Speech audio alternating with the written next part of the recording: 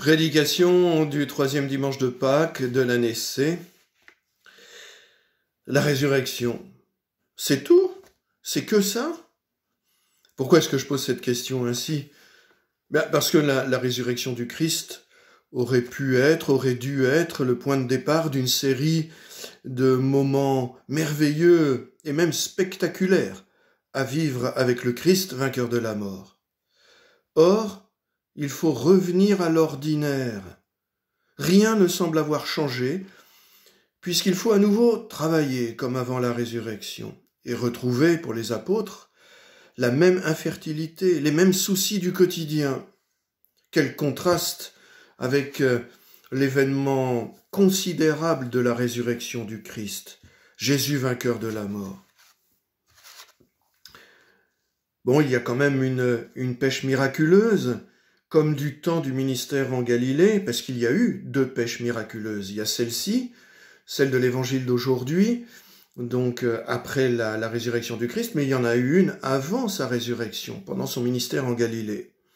Et donc là, il faut quand même considérer le soulagement des apôtres. C'est le retour à du connu qui rassure. Notre Église en est là d'ailleurs, hein. Et on a l'impression que seul le retour au passé puisse rassurer. Et même le repas au bord du lac peut sembler somme toute très ordinaire quand on y pense. De fait, pour Jésus, c'est apparemment la même chose que pour Lazare. Après sa résurrection, Lazare a lui aussi mangé avec ses proches, ses sœurs en l'occurrence. Nous avons cela dans l'évangile de Jean au chapitre 12, les versets 1 et 2. On a l'impression que Jésus fait la même chose que Lazare après sa résurrection, c'est-à-dire que pour l'instant, la résurrection de Jésus semble seulement rappeler ce qui s'est passé pour Lazare. Lazare, en fin de compte, n'a connu qu'un retour à la vie. Il mourra à nouveau avant de connaître la définitive résurrection. Jésus ne mourra pas à nouveau, lui, hein. Ça c'est certain, mais sa résurrection semble, hein, je souligne ce verbe, sa résurrection semble être, dans un premier temps, du même ordre que celle de Lazare, c'est-à-dire un simple retour à la vie. Ça n'est pas rien, bien sûr, je sais que ça n'est pas rien, ce retour à la vie, mais ça n'est pas encore l'exaucement de ce que Jésus demandait à son Père dans sa grande prière sacerdotale, la veille de sa passion. Ça n'est pas encore l'exaucement de cette prière que je vous cite maintenant, où Jésus dit à son Père « Donne-moi la gloire que j'avais auprès de toi avant le commencement du monde. » C'est en Jean, chapitre 17, verset 5. On n'en est pas encore là. Jésus ne connaîtra pas à nouveau la mort pour connaître la grande résurrection, la résurrection définitive, mais quand même, on a l'impression qu'il ne vit qu'un retour à la vie analogue à celui de Lazare. Qu'est-ce que cela veut dire? Ça veut dire qu'il y a là une sorte de sas. La lumière et le rayonnement d'un corps glorieux seraient trop forts pour pouvoir être supportés par le regard des apôtres. Il faut donc un temps d'adaptation, comme quand on passe de l'obscurité à une très forte luminosité ambiante.